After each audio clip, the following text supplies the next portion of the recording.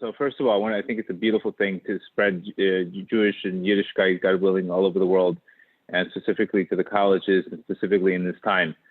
Baruch Hashem, I've been very lucky to be connected to Reb Nachman's teachings. And what I try to do is I take modern psychology and I really apply it to old teachings of Reb Nachman. So today I'm going to give you guys a great class on anxiety, how to manage it, how to deal with it.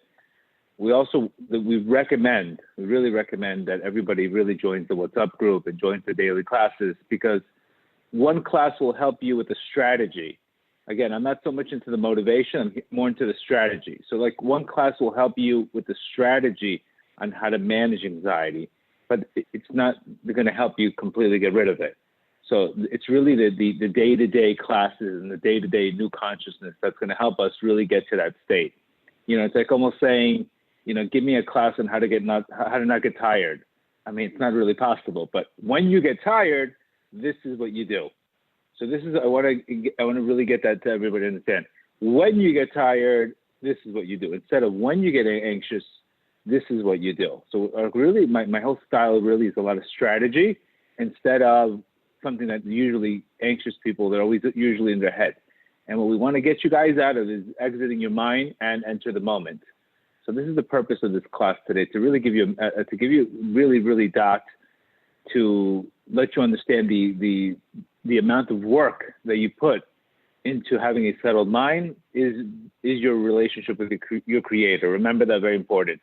It's not how religious you are or how you dress, but if you don't have a settled mind, how can you get close to your creator? So that's very important. So if we're able to manage our anxiety, then basically we get more oxygen in our brain, and then we can get closer to our creator, etc. So again, I want to talk about a lot of concepts today. There's a lot of concepts.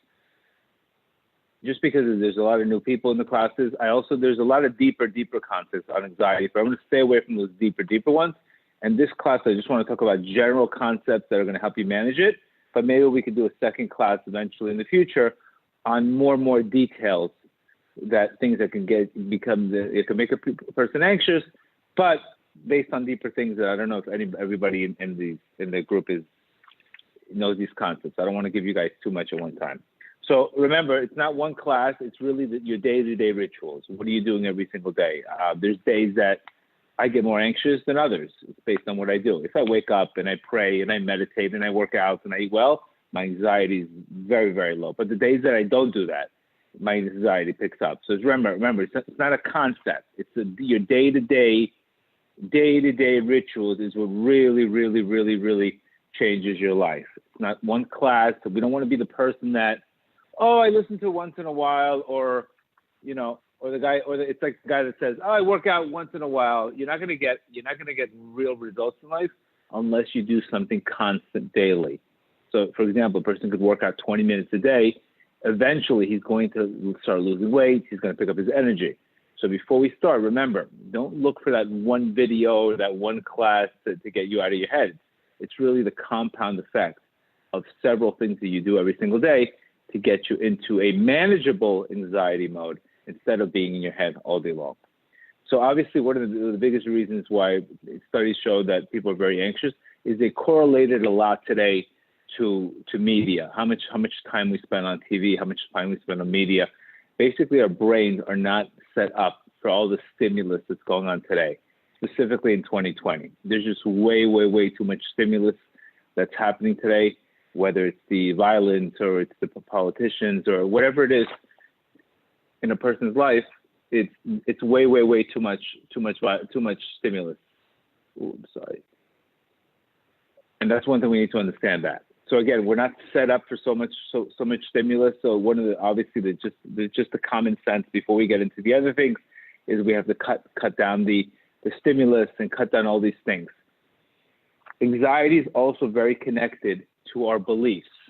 What are our beliefs? For example, if I believe that my life is a threat, then I'm going to run away from challenges. But if I believe that my life is a challenge, I'm more likely going to say I'm excited instead of running away. So really our core beliefs really determine how we view situations. So I view life as a challenge. So when things come to me, I don't view them as threats. So people that view things as threats, obviously they're going to be much more anxious than people who view things as challenges. So it's very, very important, your core beliefs. Because remember, nothing in life has meaning unless the meaning you give to it. Based on how my view of life is, how is my creator? How is my creator running the world? Is my creator giving me challenges for me to grow? Or is my creator out there to threaten and scare me? So if we don't get that basic core beliefs, then it's very hard to even go to the next step. So remember, they're very, very, very, very tied to your view of life. And obviously without spirituality and without Torah, we don't know how our creator runs the world. So we're basically, things come at us. We don't know how to label them. Is it good? Is it bad? Is it a challenge? Is it a threat? And this is where we get completely hopeless and we lose our minds because we don't know what to do. So just like our creator created the world, he created a person with free will.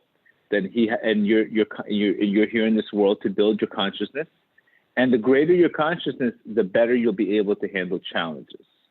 So again, just the core belief. Is my life a challenge or is my life a threat? Right away, those situations are going to come to us. How do we react to them?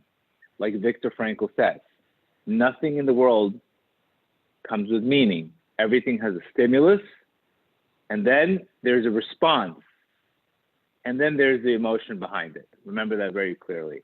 So stimulus, response, reaction. But just like a car that has an alarm that's very fragile, and if you go right by the car, and that person's very sensitive to fear, then obviously everything's going to scare that person. So it's very, very important. And number one, warriors, which we want to be. Warriors view things as life as challenges. Warriors have accumulated fear, view everything as a threat. So very, very important right off the bat, you have to ask yourself, what is your life view? Before we even get to the second stage. Anxiety is also very connected to our breathing. How we breathe can change our state. And the breathing is why we mentioned the breath so much, is because our breath is connected to our neshama. Neshama, breath, and neshima is basically the same word. So your breath and your soul basically have the same letters. So anytime we get anxious in life, the best way to interrupt that pattern is to go into the relaxed response versus the fight or flight. And the best way to do that is to basically interrupt the pattern, get out of your head and enter the moment through breathing. So again, first what we want to do is we always want to, you need to know how to properly breathe. Many people, they're breathing through their mouth. So if I'm breathing through my mouth, automatically I'm going to have much more anxiety. What I want to do is I want to breathe from my nose, but I want to stick my stomach out. That automatically calms me down. And then I want to exhale through my mouth. It's very, very important to exhale through your mouth. So again, breathe in through your nose, but stick your stomach out almost like a baby, and exhale through your mouth. The worst thing we could do is breathe from our chest, because if we breathe from our chest, it's automatically going to give us much more anxiety. So again, remember, it's very, very important how you breathe. So number one, breathe in through your nose, breathe into your belly, and exhale from your mouth. Exhale from your mouth. Very, very important, because the worst thing you could do is breathe from your mouth itself, because it's going to create much more anxiety. So that's one of the best ways to automatically interrupt any kind of pattern of anxiety, is control your breathing. And Rav Nachman clearly tells us this all the time. Why is breathing so important? Because the way you breathe is determined on how much oxygen you get into your brain. So if every emotion that we speak about affects your breath, then every emotion that I'm thinking about changes the way I think. Very, very, very key. Anytime that I'm in a stressful situation, right away, I cut the pattern, I breathe, I get back control. Also, it's very important not to overbreathe. Sometimes we're overbreathing. You want to have a little bit less, don't overbreathe, control the breath. This is in any kind of sports, any kind of situation. If you master your breath, you're going to come back into a relaxed response versus the fight or flight mode. The next thing we need to speak about, obviously, is It's fear, obviously. So I just want to understand that anxiety is not a new thing. Rav Nachman speaks about it in lesson 86. And he says that the main problem in Egypt was that their perspective was in exile. And the problem in Egypt is their emotions were running their life, that they couldn't escape Egypt because they were too drawn to their emotional distress. They were focusing on what they were going through, not where they wanted to go. This is something that happens to us all the time. When we get stressed out in life, we focus too much on the problem, what we're going through, instead of the direction that we want to go. So Reb Nachman says something beautiful. He says that those people of little faith correspond to a shortness of spirit, which resemble a lack of faith. Because of their ruach, this is the meaning of the words, because of their shortness of ruach, because of their lack of life force, their life became very hard. Everything became very difficult. And he's saying here, Reb Nachman saying here, that when a person has little faith in life, everything to him becomes a complete threat, a complete burden. He doesn't know where to start. He becomes overwhelmed in life. He looks at things 10 times worse than they are. So it's very, very important, again, according to your breath, according to your spirit, according to your ruach. Your ruach is your emotions. Then that's the way you can handle challenges. Because remember, we can't run away from challenges. We take challenges and we transform from them. But the way we run it, the way what Rav Nachman is telling us here, is in the time of hard labor, when a person's emunah is down, when his faith is down, automatically what happens is his ruach, his vibe, his energy level is going to be down. So we know this all the time when we're not into it anymore. When we lose our faith, when we lose our energy, all of a sudden our energy drops. So it's very connected to these two concepts. That means if you want more energy, you have to change your beliefs. You can't get more energy without changing your beliefs. And one of the greatest ways to do that is obviously renewal. So there's that concept between, like the Jews in Egypt, they had a shortness of spirit, so everything became difficult. And this is something that we have to connect to. We have to recognize that if we view things, that we lose our faith in things, then everything becomes a trigger for anxiety. Very, very, very, very important. Another concept that I want to speak about, this is from another great book called Letting Go, that he's saying here that the more fear we hold, obviously as we grow up in life, we start accumulating stress, accumulating these fears. All of a sudden, the accumulation could be first, how do I know, I have a fear that I'm not in the right school, I have a fear that I'm not, maybe I want to do something else. So all of a sudden, little by little in life, we start accumulating fears. Next thing you know, how do I know I'm going to get married? And all of a sudden, everything becomes, like I said, there's all of a sudden an accumulation of fears that we start. And he says, the more fear we hold, listen to this line, very important. The more fear we hold, the more we attract fearful situations in our life. Remember that concept. The more fear we hold, the more we attract fearful situations in our life. One person sees the virus as, okay, it's a cold, let me build my immune system, I'm going to live my life. Another person's whole life is that virus, and they won't leave the house. Again, I'm not giving you clinical advice here. I'm just telling you how, according to the amount of pressure that you have accumulated in your life, that is going to depend. It's going to be very difficult for you to deal with anxiety, because it's not these situations that are exciting you. It's the accumulation of layers of pressure and fears that we have accumulated. And he says here, each fear requires additional energy to create a protective device, finally until our energy is drained. So remember, it's not the emotion that's the problem. It's we're giving energy to that emotion. Very important. We give energy to the emotions. Each of us is willing to we have a reservoir of suppressed and repressed fear.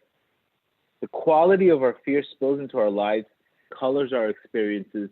For example, a person is going to have a childhood fear all of a sudden he's going to be afraid to commit to a marriage. He's going to be afraid to commit to the right job. He's always going to question himself. Am I doing the right thing? Am I not doing the right thing? How do I know I'm making the right thing? What happens if I fail?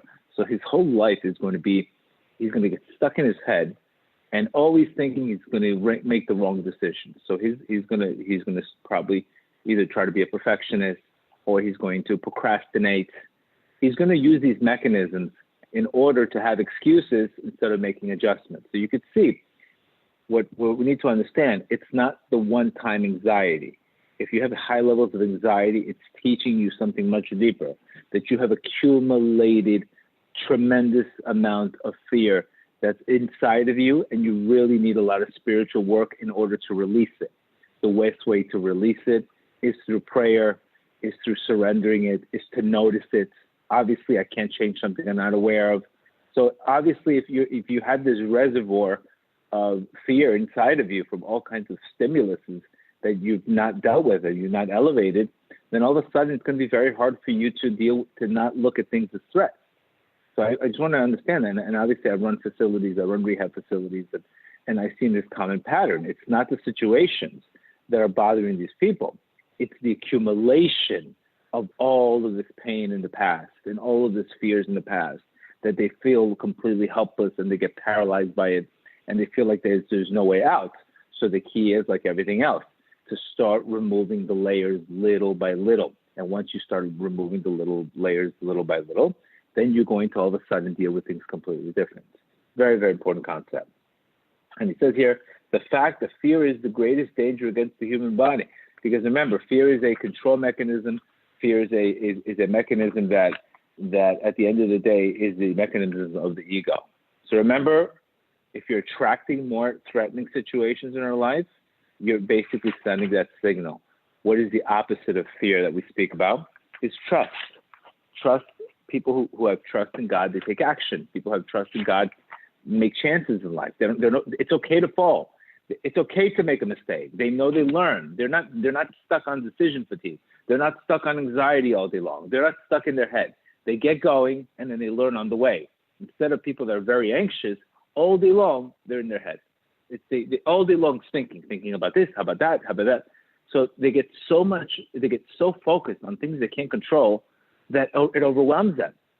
And not only do they not make a decision, they they're just afraid to do anything. And this basically, unfortunately, can paralyze the person. Obviously, when you feel like that, the last thing you want to do is be close to your creator. And the last thing you want to do is take more chances.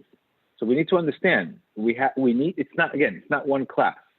You have to create a buildup to recognize, okay, what are you burying down? What's buried down into your heart? What are all these fears that it could be a fear of not being enough. It could be a fear of being rejected, or it could be a fear of failure. All of these things, we have to deal with them one at a time. And the best way to do that is through prayer.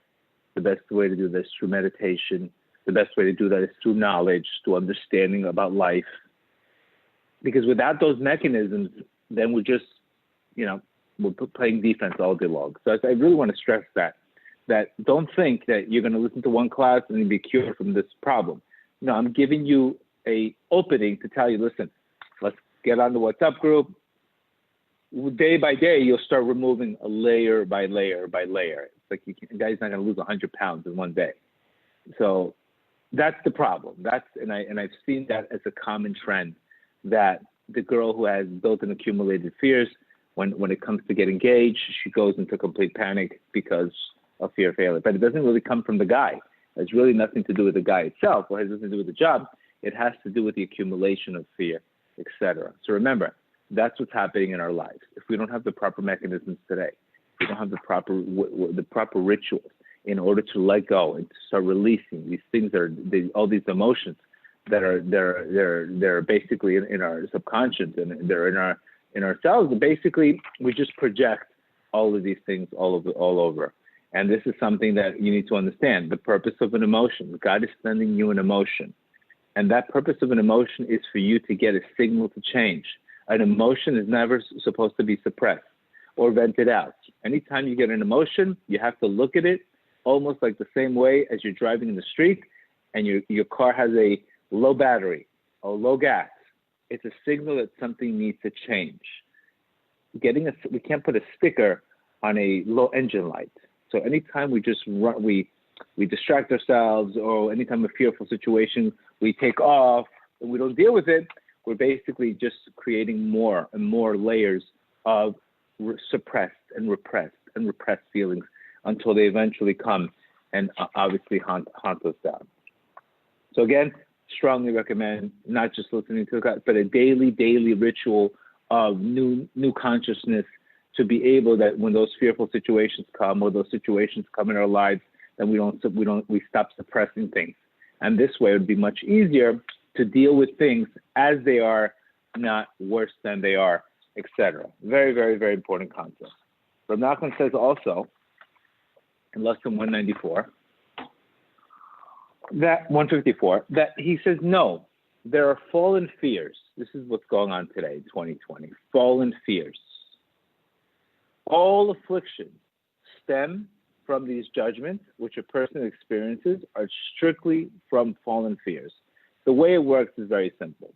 Your Creator expects you, because He gave you godly consciousness, He expects you to trust Him. He expects you to seek Him, and He'll protect you, and He'll guard you, and He will bless you, and He will look after you as long as you are connected to Him. But the problem is that once you have a very jealous God, that once you turn your back to your Creator and all of a sudden you give fear to something else, then all of a sudden your Creator, it's not like He leaves you, but He's concealed from you because you disconnected from Him. So now He leaves you to the thing that you're worried about. So if you're worried about a boss, or you're worried about some virus, or you're worried about some doctor, or you put your trust in the wrong place, this is called a fallen fear. Then all of a sudden, that thing that you fell on has the ability to now become subject to nature. So what does that mean? You lose your divine supervision. You lose the lahavdil, the VIP effect of godly looking after you. When we turn our backs to our Creator turns her back to you. Doesn't mean you're going to get punished. Doesn't mean that somebody's going to strike you with lightning. It just means you're left to the regular odds of this world. You're left to the odds. You're like everybody else. Everybody else, if you have a 1 in 33% chance this is going to happen, it's going to happen. But you're able to have, and if you have trust in God, He gives you divine supervision. He looks after you. He protects your mazal. He makes sure you avoid that wrong date. He makes sure you avoid that interview. You have divine providence. So what happens is when you turn away from your Creator has exactly the same effect. He removes Himself from you. Doesn't mean you're just left to odds. And I would not want to be left to odds today. I would not be one of left. I need that divine supervision. So that's another benefit of trusting in your Creator, that you don't lose that divine supervision. So one of the ways to lose that is when you put your fear into something else. The Gemara itself here talks about in Gemara Shabbat that there are 5 fallen fears, that it is the most ridiculous things. The Gemara in Shabbat 77 says there are 5 dreads, the dreads of fear upon the mighty. And the Gemara is talking about here that there are 5 giant animals, like the lion, like the elephant, like the whale. And the Gemara is talking to us about that they, like a lion's afraid of a mosquito, or it gives all kinds of examples how all of these big lions, imagine an elephant talking to a therapist and saying that I'm afraid of a mouse, or I'm afraid of a mosquito. Your therapist is like, you look at who you are. How could you be afraid of that? But what happens exactly in life is we forget who we are, we forget who we come from, and then we're left to fear things in life. We lose our Creator. So that's one thing I encourage you guys, especially if you're in college. Having trust in your Creator is everything.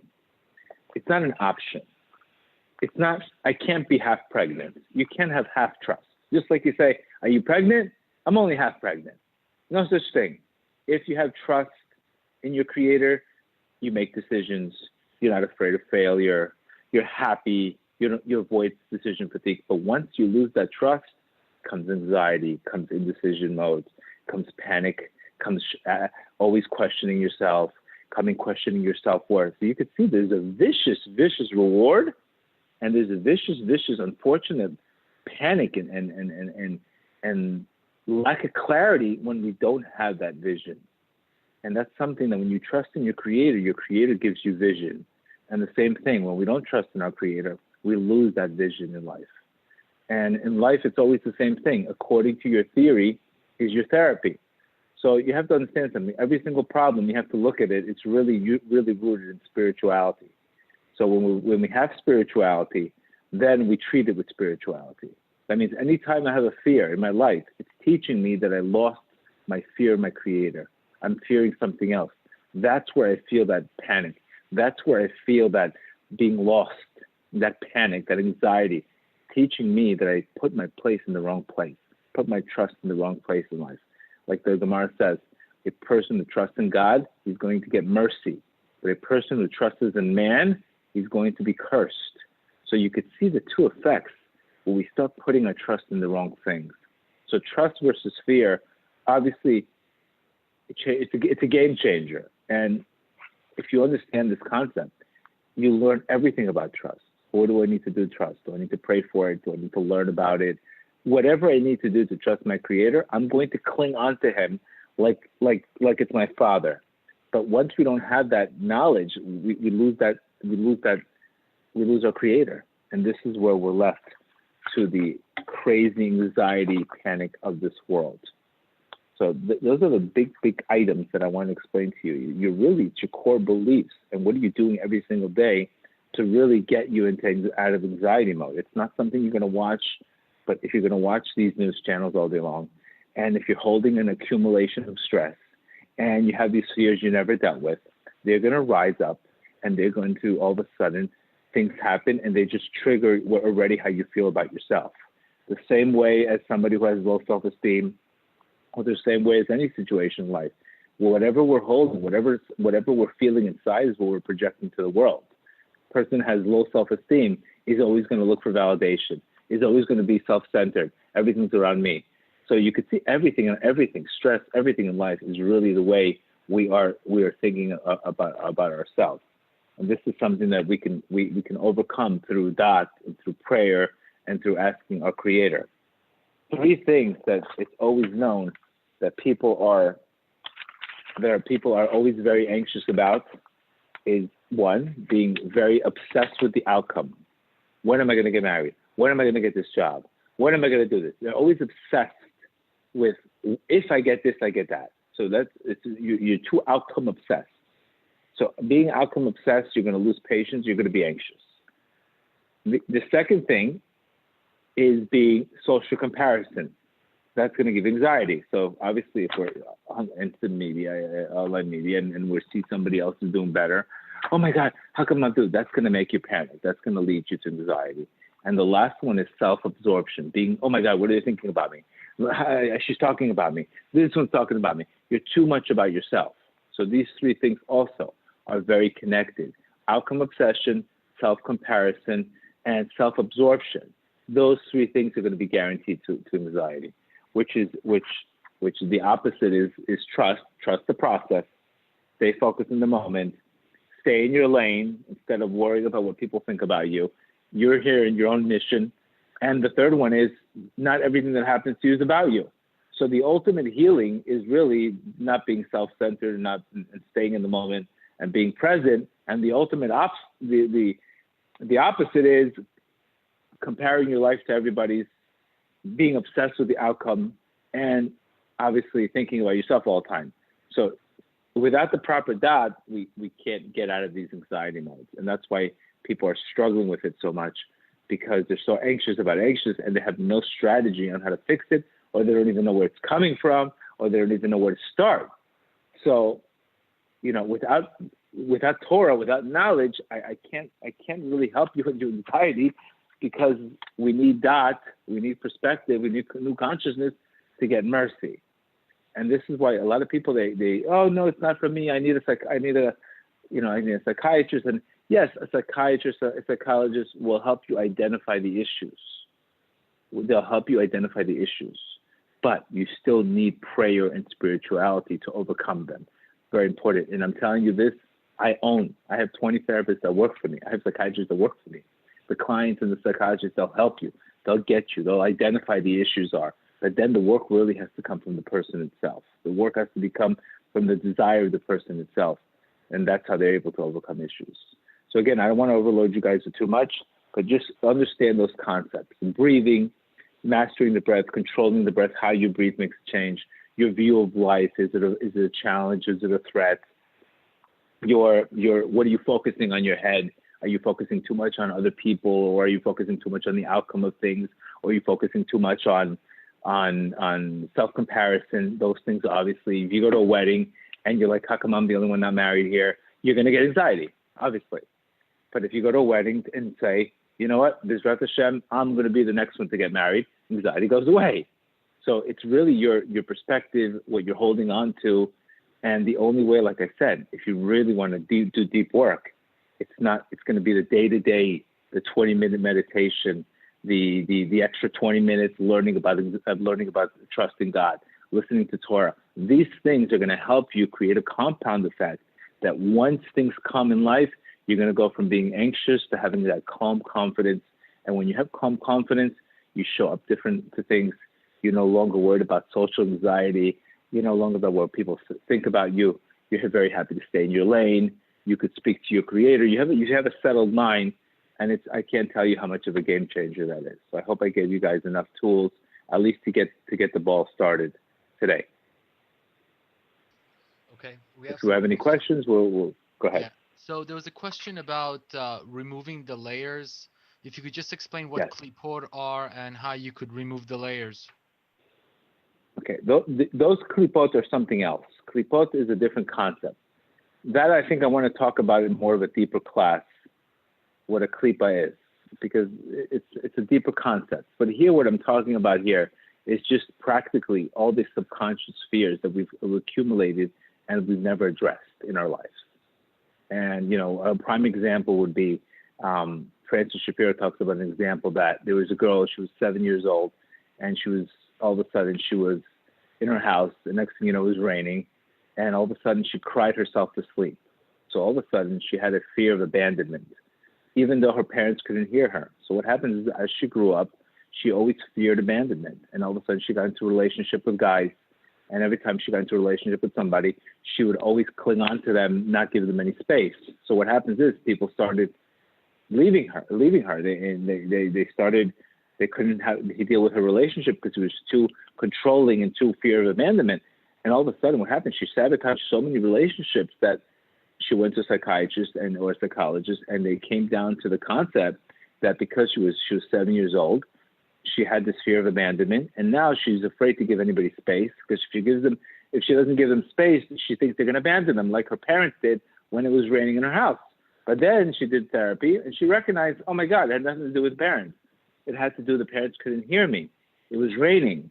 Of course they would have helped me if they would have heard me. So you could see the amount of unprocessed and reservoir of fears that we have inside of us. You see, something that happens to you in the subconscious, it doesn't have a time stamp. It can affect you tomorrow, and something happened 5 years ago. So it's very important that we notice that a lot of our actions today could be happening from our youth, and a lot of these anxiety, a lot of these things could be, for example, I know people that have a concept that making money is so impossible. It's no way I can make it easy, because what happens, they grow in a household and their parents told them, you can't make money easy, you have to kill yourself.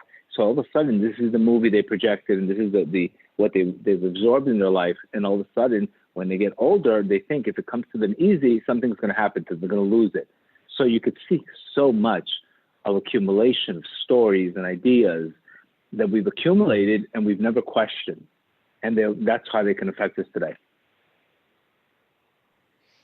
Okay. For overanalyzing, for people who overanalyze things, what do you suggest for people to do to stop that habit? Right. Making a decision. That's the best way. Making a decision is the best way to overanalyze something. Because once you make a decision, you decide and you start the journey. But the overanalyzation is you really never there's no right answers. There's sometimes your creator, like I said many times, You have to go through challenges. You have to go through obstacles, and your Creator wants you to hold on to Him. He wants to prove to you that He wants you to prove to Him that you trust Him. So He's going to put you in challenging situations that are beyond your comprehension in order to invoke you to trust Him. This is what the whole world is created for. It's not created for comfort. It's not created for certainty. So those of us that look for certainty and look for comfort, those are the ones that are suffering the most. But those that we know that this is not a comfortable world. There's nothing certain. Blessed every single day. Enjoy every day. Enjoy the ride. They're no longer bothered by the day-to-day trials and tribulations. And you live a better life. So for people who are not really, who are on a fast pace, who need to slow down, what suggestion do you have for them? And how does one stay focused? Again, if you're cutting down a tree and it's taking you 5 hours to cut a tree, and you're depleted because you won't spend 15 minutes to sharpen the knife or 5 minutes to sharpen the knife, so you can cut the tree down in, I don't know, a tenth of the time. What happens is sometimes we're going faster, we're going nowhere. So first, what I say, get to know who you are, get to know what you're looking for, and it involves a daily ritual, a daily prayer, daily learning. You need a direction. Just running around just to run is not the answer. Just because, there's a great analogy in our lives that when we try to catch two rabbits, you catch nothing. So sometimes you have to slow down. You have to get to know yourself. You have to start, again, learn about yourself. Get to know yourself. I think this is what the creation was the purpose of this virus, so people could look inner to see what they want in their lives. Listening to classes like this can help you, guide you, open up your consciousness. But just trying to fix something without the proper intention behind it, without building your consciousness, it's not going to help. Okay, so the next year has a lot of struggles with energy levels from different weather patterns, especially with wind and creating new energy when the new weather patterns are draining them. So what suggestion do you have with that? Right. It could be this could be very tied to some something happened when they're youth. There's got to be some repressed something that happened to them dealing with the weather that's affecting them today. I mean, I can't imagine that. I don't know the answer exactly, but not everybody's affected by that. They could have been, they went through something dealing with weather patterns that all of a sudden that became the excuse. But again, I don't know the answer to that. I'm not an expert on weather patterns. Here in Florida, it's always 80 degrees hot, so we don't have really those weather patterns. That I'm not an expert. I can't properly accurate. It could be a belief from when they're younger. That's what I'm thinking. Okay. How does one let go of obsessing over the outcomes, yet still yearns to get married? You have to recognize that your Creator is the one that's setting up the Shidduch. Your job in life is to not overdo it. Your job is to make a desire to get married, but also not control it. Let me, for example, if I show up to a date and all of a sudden I'm nervous, oh my God, is he the one? Is he not the one? I don't know. I'm wasting my time. Oh my God, you know what? I don't know if I want. You're just all over the place. So, like I said, slow down. Pray. Do more time praying than worrying. Praying connects you to your soulmate. Worrying disconnects you to your soulmate. So do more of this and do a little less of that. Because between you and me, when you're in your right mindset, you're going to probably want somebody else. When you're in the right mindset, when you're in the right headspace, you're probably going to desire maybe something else in the partner that you probably wouldn't desire right now. So this is what I'm trying to explain to you. Prayer really transforms you and makes you want better things. So what you're looking for now could be something that you don't want or something that's not good for you. So that's why you need that time by yourself to contemplate and see what really is good for me in life. Okay, so the next viewer says some days they feel they are in Egypt, but they get the feeling if they want to move out of Egypt and go into the desert, things could get worse.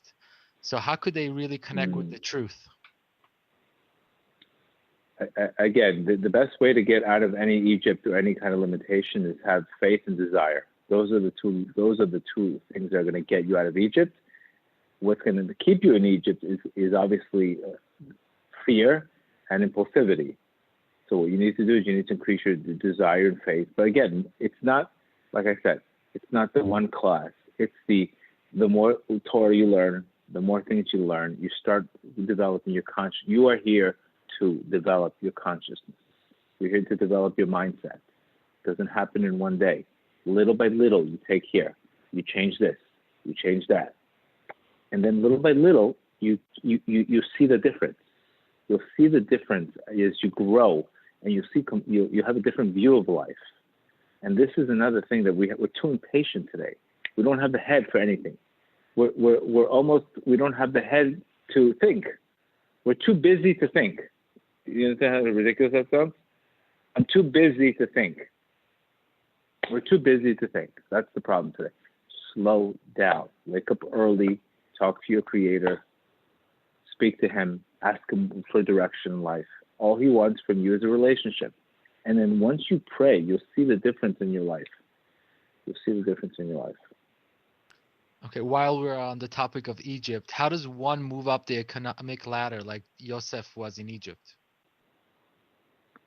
Trusting. Trust creates vessels. When a person, I have a lot of classes on Parnasa, but trust connects your vessels. It brings down bounty from heaven, and fear and anxiety completely disrupt it.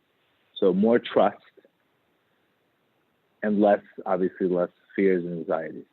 Remember, your Creator, you're not here in this world to control everything. This is the problem today. We want to control everything. Control this, control that, control this. And what happens is the more I try to control things, the more I edge my Creator out. So it doesn't work. You can't have control and have your Creator in your life.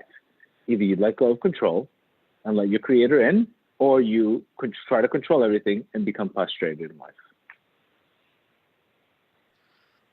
Okay. How can one... Remember, fear leads to control. We gave you the formula already. Fear makes you control things. The more you control things, the more you're going to get angry. The more angry you get, the more depressed you're going to be. The more depressed you're going to be, the more you're going to isolate. The more you're going to isolate, God forbid, it leads to horrific depressions of all kinds of addictions, etc. This is the pattern.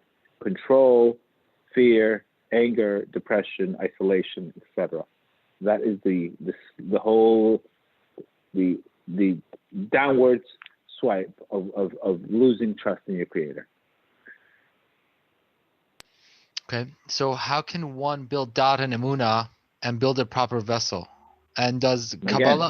Again, listening to classes, reading books on Torah, taking the recommendations. We have over 30,000 followers. You have to, little by little, you'll build it, one class at a time. Because remember, the more dot you have, the more mercy you get. The more dot you have, the more mercy.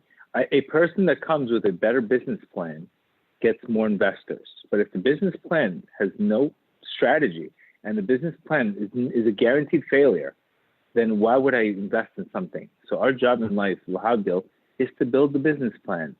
And then once you build the vessel, the light comes. But if you don't have any vessel, how could you expect light to come? We need to build the vessel. And it's not one day. It's a series of classes, a series of new rituals, a series of taking on mitzvot. It's a whole package. This is a package deal. I can't just work out and eat terrible. It's a package. It's a new lifestyle. It's a new identity that I have to create in order to attract different things in my life. It's not a behavior. It's a new identity. When we focus on identity, we're willing to change many things. But if we're just focusing on behaviors, those behaviors don't really last. Identity changes last, not behaviors. So another question was, does Kabbalah and watching the Brit also help with not being anxious? Of course. Unfortunately, one of the guaranteed ways to get anxious is definitely spilling the seed. Again, I don't want to, being into college, this is one of the areas that pornography and wasting seed can create tremendous amounts of anxiety, because what happens is when we waste seed, or we all of a sudden we bring on klipot. Klipot are negative husk, are negative spirits what do negative spirits do practically to us? They seek energy from us. They take energy. They agitate us. They make us not feel in the right place. So that's one of the guaranteed ways to get very anxious, anxiety. And through Tikkun HaKlali and through that class that I did on that, you could definitely help you with that. Absolutely. Okay, so the next viewer is a bit confused about trusting in Hashem. Should they be thinking that everything is going to be okay and, for example, not getting sick, or trusting that no matter what happens is all for the best? The only time that that anxiety is good is when you're challenging yourself and to prepare. If you're not prepared for something, anxiety sometimes teaches you that you're prepared for it. So as far as getting sick, what you need to do is stay healthy. If you want to put a mask, and then let it go. That's all you need to do. Anything else, but thinking, am I going to get the virus? Am I not going to get the virus? Again, I know thousands of people that got it, and they're fine. So it's the fear itself that makes things a lot worse. You have to let go. Your job is to take precautions, wash your hands, put on a mask if you want. Make sure you're not that person that is smoking and putting on the mask. I mean, that's common sense. So take care of your immune system, put on a mask, wash your hands, and live your life. Live your life. That's all you're required. You're not here to think, am I going to get sick? Am I going to get sick from this thing? It's not meant for that. That's a fallen fear. A fallen fear is that you attract what you don't want. Fear makes you attract what you don't want. Trust attracts what you do want. So if you want to attract something you don't want, give it energy. If you want to attract something you do want, give it energy too. So it's basically wherever you're giving the energy is what you're attracting to. So you have to think about, where am I giving my energy to? Where am I giving? Give energy to manifesting good things in your life. Give energy to drawing blessings in your life. Give energy to gratitude. Don't give energy to fear, anxieties, limitations, sicknesses. Why would you do that? Why would you want to attract something you don't want to happen? Because we don't control our minds. We're not aware of what we're doing. So this is what happens. We end up inviting problems into our life. Okay.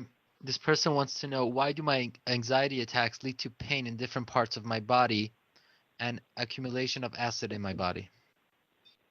Right. So one of the things definitely that anxiety will do is definitely affect your stomach. That's guaranteed. What I recommend is I had a major stressful situation 2-3 years ago, firing 90% of my employees, and basically the pressure got to me a little bit, and I developed a tremendous amount of pain in my stomach every time I was eating. This is all anxiety driven. So what I did is obviously I changed my diet. I took fermented products. I made sure I avoided certain foods, and basically I went to an acupuncturist. And sometimes what happens is when you put too much pressure on your body, it starts creating imbalances. So all of a sudden you could have, for example, a liver or a spleen imbalance or inflammation somewhere in your body, and that can cause indigestion or all kinds of other illnesses, God forbid. Anytime, remember, disease means there's no ease in the elements: earth, wind, fire, and air. If there's harmony, there's healing. But once there's an imbalance in one of the elements, what happens is that causes disease. So what our job is to bring healing is to have peace between all 4 elements. Instead of having dis-ease, that means there's too much fire or too much water or too much air. That is really Kabbalistically the cause of all diseases, a lack of harmony between the 4 balances. So I would recommend go to an acupuncture, let them know what part of your body is inflamed. And sometimes they can reduce the inflammation, because that can be causing the stomach issues. That's what happened with me. So what is the first step of letting go of always being obsessed with being in control? Right. Understanding that that's not your job here in this world. It's understanding that the reason why you like to control things is because you have fear. And fear and that's the job of the ego. So you're not letting your creator in. First, you have to remember, you can't change something you're not aware of. If I'm not aware of it, I can't change it. The first step of anything, of changing anything, is awareness. Okay, I wake up in the morning and this is what I focus on. okay, I really need to go the other way. Or for example, let's say you wake up tired. That means you wake up in the morning thinking how stressed you are. So the minute you wake up in the morning thinking how stressed you are, that's a great way to deplete your energy. But if you wake up in the morning and say, wow, I'm so blessed, you can have energy. So it's what you focus on and how and you're aware of what you're focusing on, how you're thinking, that changes your energy level. Remember, stress weakens 50% of your body, of your physical body. It's a big deal. It means your body's also going to feel it. All right, we'll take a couple more questions because my battery's about to, I think I'm almost done. So basically you're saying in order to fight any addictions or any negative habits, it's important for the person to find and identify the issue first, correct? Absolutely. You can't change something you're not aware of. And then you have to learn all about that issue. And then you have to pray for it, learn about it, and then you can tackle that issue. Of course, awareness is the key. First thing is awareness and viewing it as it is. Remember, this is how your creator wants you to come closer to him. We don't want to be obsessed over, oh my God, I have this. No, this is the awareness. So this is the awareness that you have, and this is what you need to work on. That's half of the problem, knowing what you need to work on. Not knowing what the problem is, because we dig this so deep, then we're lost. Awareness is the key to everything, of course. In regards to taking medications to calm anxiety, if it's suggested by a doctor, what do you think about them? Are they just a band-aid on a problem, or is it a permanent thing or Sometimes, a temporary thing? Again, it depends on the issue, but sometimes medication is necessary, of course, to give the person a lift, to give the person a boost. Sometimes medication is necessary. What I did, I didn't take any medication. I changed my diet, I increased my exercise, and I really increased my prayer. So I did it all spiritually. But some people don't have that kind of mindset. But I did change my diet. I stopped no sugar, no coffee. I went into really, really fermented products, yogurts and all that. I increased my exercise, and really, really spent more time on breathing and meditation. And then little by little, it all went away. Okay. If Good. a family, you want to take a few more questions? Do you want to go till 9 o'clock? A few more questions? Yeah, a few more questions. I don't want to cut in case my battery dies, because my battery's about to die. But if go a ahead. family I'll take as many questions until the battery dies. Okay. It dies, it dies. Sounds like a deal. Sounds like a plan. If a family member deals with anxiety, how could one help them cope? Again, you can give them instructions, but sometimes people don't want to listen to family members. I hate to tell you. In my knowledge, people don't like to hear from family members. They like to hear from other people. You can give them suggestions. You can't tell them, listen, you're so anxious, do this. Very rarely do people listen to family members. Again, not that I've seen. It's better if it comes from another place. Maybe get them a therapist, but again, put them on the group. Tell them, listen, try some classes, see if you like them, and without telling them, you have anxiety, you need to listen to classes. The way you do it, it helped me out. It has to be very, very casual. People listen to it if it's casual, but if they're told what to do, they'll probably do the opposite. Okay, in regards to someone who feels numb and can't connect to people and doesn't have feelings, how could you, get back to the point that you could connect with people and have feelings? Right. So there's got to be some kind of trauma or something that's causing them to disassociate. So that person would probably need more extensive surgery. It's got to be some kind of traumatic situation in their life that's causing them to disassociate. What I've seen from that, because obviously, anytime you're disassociating, it's very trauma related. So it looks like they haven't healed, or they probably haven't gotten the right therapy. I would strongly recommend them to go to a therapist specifically for EMDR or something traumatic, for some kind of trauma therapy. That is usually a sign of a person not dealing with some trauma or anything. Okay, when you have a child that is mentally ill, how do you deal with the stress when they have fits, especially when they are not born like that? How to stay calm? Right. I've had people. First of all, you should get support. There's many organizations that do support this. And what you should do is you should take the strength that you're going through with this and try to help other people with it. I have many friends that do have children like this. And what they've done is they've opened up organizations, they've opened up support groups, and they were able to manage and help other people with the same issues. So definitely be part of a group. It's much easier in life to cope with something when if you're part of a group, especially when you have those rough days. And you definitely need support from people. Listen, we're wired to connect to people. We're wired to help each other out. Nobody feels good all the time. When I'm not feeling good, I call my friend. He makes me feel good. And then when he's not feeling good, I call him. So it looks like you need a little more connection. I would recommend with probably peers that are going through the same challenges you are. It definitely works for addiction. For addiction, there's no question that people in recovery help each other out. They become sponsors, and the system just works amazing. And because they all each one of them lifts each other up when they all need it. It definitely works. Connection is part of the connection is a solution to some of the problems in life. Okay. So this person, I guess, is a singer, and when they sing, it requires them to breathe from their mouth as opposite to breathing from the nose.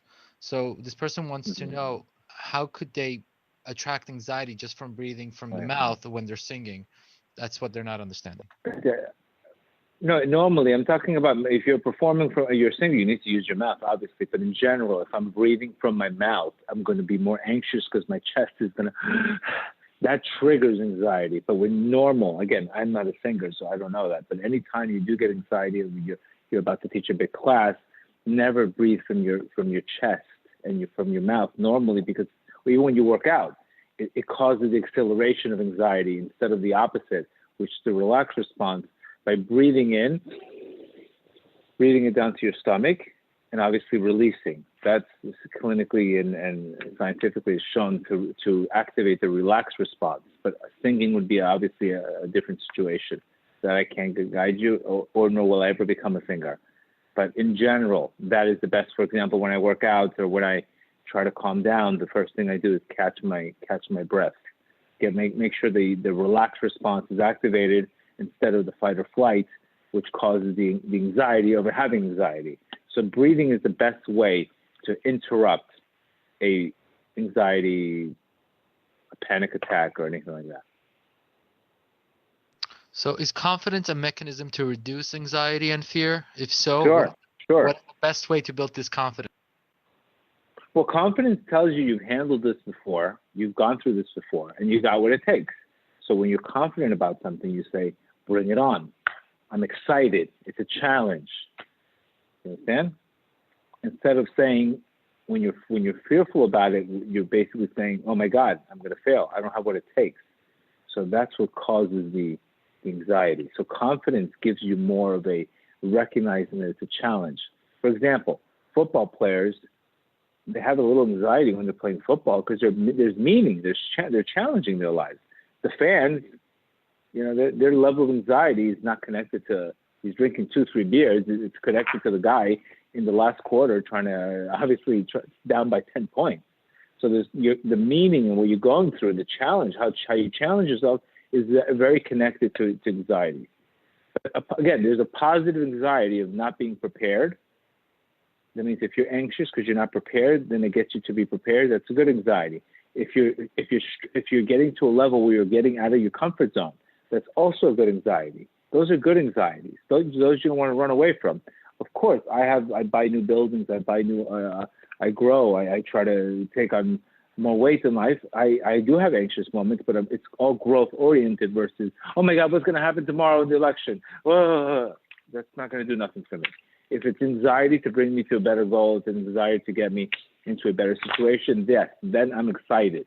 Then I am more into that challenge versus, oh my God, what's going to be? Am I going to get married tomorrow? Am I going to make money tomorrow? That's not up to me. It's up to my creator. So I have to stay in my lane. My lane is you take an effort, you show trust. Your creator's lane is the results. That's the bottom line. You have to make the effort. That's your lane. The results are up to your creator. Okay. How could one help with a friend who has suicidal thoughts? For suicidal thoughts? Correct. Yeah, I would strongly recommend them to see a therapist. those kind of situations, you definitely need a therapist for that. Maybe they need the right medication. That's something much more serious than you want to deal with. Okay. How can one be there to help a friend going through a crisis or serious sickness without letting it cause that person Right. anxiety and fear that something bad can happen easily to them? Right. There's a great video that I have called "How to Lift Up Somebody," and I strongly recommend them to listen to it. But remember, the biggest segula for healing is faith. Faith activates the calm system, the relaxed response. Faith activates emunah. Faith activates a person to calm down. The opposite is you're bringing more fear. And again, it's very hard when you're dealing with physical pain. But I would recommend suggestion to that person books on faith. There's a great book called The Wings of the Sun on for chronic illnesses. It's a phenomenal book. It talks about the methods from the Rambam and Rab Nachman on healing. It has prayers. It has Torah knowledges.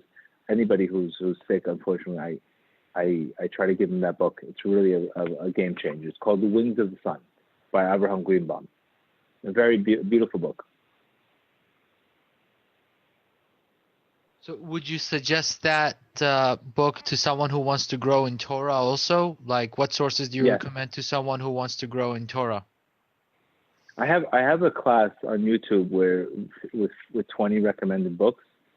Everybody they can go on my YouTube channel. It's called Gedale.com. It's my website, Gedale, and you could see my YouTube channel and all my classes there. Another great book for chronic illness is called Radical Remission. That's another book that showed how people were in a very critical stage in their life, and it talks about over 1,000 spontaneous recoveries of tumors going away and all kinds of people were magically healed by changing 9 things about them. And they were all, these were people that were given a certain number of months to live, and you just saw miracles. It's called Spontaneous Recovery. Another phenomenal book. It's not a Jewish book, but it's a book that gives you a lot of hope, and it gives you a lot of courage. Okay, you are referring people to see a lot of therapists, but what advice do you have? Because there are a lot of people who are going to therapists and they're losing time and money. How could you avoid that? So that you need a different therapist, or you need to also remember therapy without meaning. Therapy without meaning. That means I have to recognize I'm going through a problem, but my creator, I can't just go to a therapist and expect the therapist to solve my problems. If the therapist's job is to identify the issues that are going on in your life, you now have to do the rest of the work. Remember that concept. It's not a car wash where I go in, the car wash is dirty, and I come out beautiful. If you're looking for that, it's not going to happen. They'll identify the issues. Now you need to deal with the issues, and you need to come to your creator with those issues. That means therapy without meaning is not as good as it's not the best combination. You need meaning, recognizing that obstacle, that problem in your life is bringing you closer to your creator. That means I would recommend the therapist, but I also recommend listening to my classes along with the therapy. I think you have the double combination to sometimes you need medication, sometimes you need a boost. It's not something that I can answer on a Zoom chat. Person has an addiction issue. This is not something you're going to go see a therapist and fix it. This is a spiritual change. You need to go into a program and all that. It's not, it's not an easy issue to deal with, but there's issues that are much deeper rooted that have to be handled. And you have to be careful. There's therapists that are not good. There's therapists that are terrible. I know therapists that are terrible. I wouldn't send them to my worst enemy. But there's therapists that are very, very good. So you have to search. And if it's not working for you, you can change. Or again, pray that Hashem should send you the right therapist. Okay, let's go till 9:15. There's a lot of questions here. How does one get over anxiety and sadness that comes with losing a loved one? Right. So the Torah talks about it. There's a time to grief, and and it sets a timeline of a year.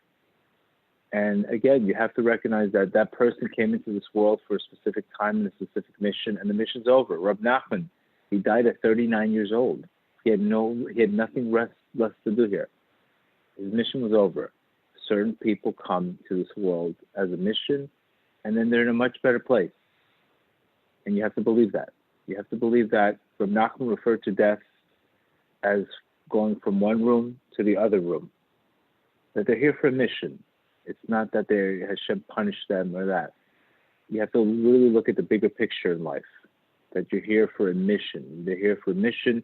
They had a certain time and a place to be here, and then the mission is over. They complete it, God willing, and the rest, they're in a better place. That's how Rab Nachman, it's unbelievable words that he could say that. He literally said, death is from here to there. This room to that room. Because he already reached purpose. The Raizel HaKadosh also is the same thing. He died at a very young age. You're talking about big tzaddikim that died at a very, very young age because they had nothing less to do here. Okay, so in regards to talking to yourself, could you just clarify that you're really not like talking to yourself, you're talking to God? Because over here, you're talking to your God. Correct. No, you're talking to God. I have a class called his Bodedut, a few classes on his Bodedut that we speak about, which is a Jewish meditation. It's a conversation between you and your Creator. The best form of prayer is when you're speaking to your Creator and your Creator is basically speaking back to you. He's giving you ideas. He's opening your mind. He's making you think differently. The truth is, after a good prayer, you think you should come out of there like a different person. That's how you know you prayed the right way. You come out of there like a different person. You're more energized. You're more clear. You could view the same situation with a different angle. That's what prayer does. It changes our consciousness. It makes us completely view the situation completely different. We're not there to change God. We're there to change ourselves. Prayer is the gift to change ourselves. But again, there's many, many classes on my website and called His Bodedut on prayer. Strongly recommend. Okay, how does one build a balance between the correct ratzon and the patient to trust in the process and to wait for the outcome as things are? Well, if they're right. But if they're in the process, then you'll feel the difference. The reason why they're feeling the pain and the impatience is because they're not in the process. So the fourth day of creation, the earth was cursed that the tree and the fruit did not taste the same. Originally, it was a fruit-bearing tree. That means the process and the prize was the same thing, right? But what happens is because of the curse of the fourth day of creation, what happens, the prize and the process, the fruit and the tree of the fruit became two different concepts. So today, anytime you're wishing for something to get something, that if I get that, I'm going to be happy, that's why you're so exhausted, because you're watching the scoreboard. Just do what you need to do and keep your eyes off the scoreboard, because you have to go through a process. The reason why we go through processes is because if we get light without the appropriate vessel, it will break. So the process builds the vessel in order for that to happen to you at the right time. If you try to hurry it up too quickly, you get too much light without the appropriate vessel, and then you have to start all over. That's called a failure. So that's why we don't want to rush the process. Just like imagine you're baking cake and you don't have time. So you take it out in the wrong time. And next thing you know, you're eating the cake and it tastes terrible. It needed to be cooked more. So what happens? You wasted your time. Now you have to prepare again. You have to wait again. And that's the frustration in life, trying to skipping the line. Just enjoy the process. Breathe, enjoy the process. You are where you're supposed to be. The ego tells you, oh my God, look at you now. You should be here. And then when you get there, you know what it tells you? You should be over here. And you're never in the right place. Like you could be on a date. Oh my God, I'm 27, I'm not married. I should be married already. So you can't even enjoy the date because you're already in the 3 steps ahead. And even though the guy's talking to you, what'd you say? Oh, no, he's not for me. You understand? This is the way people show up to things. They show up to things with the next thing and the next thing and the next thing, and they don't even catch anything. And you have to recognize it doesn't work. There's a reason why you're going through a process. It's because you want to build a vessel. But when you want to hurry the process, you're only going to be frustrated, and you're going to go back and forth over and over and over again. I see it all the time. People relapse so quickly because they're not doing the work. So they think, oh, if I just do it quickly, I'm ready. And then they're not ready. They relapse over and over again. Okay. The Nachman referred it to as unripe fruit. He referred it to as unripe fruit. Okay, we're at 9:16 now. I just want to let the viewers who had posted your questions here. You could email breslovpower@gmail.com, and we will try to answer your questions. Gedalia, thank you.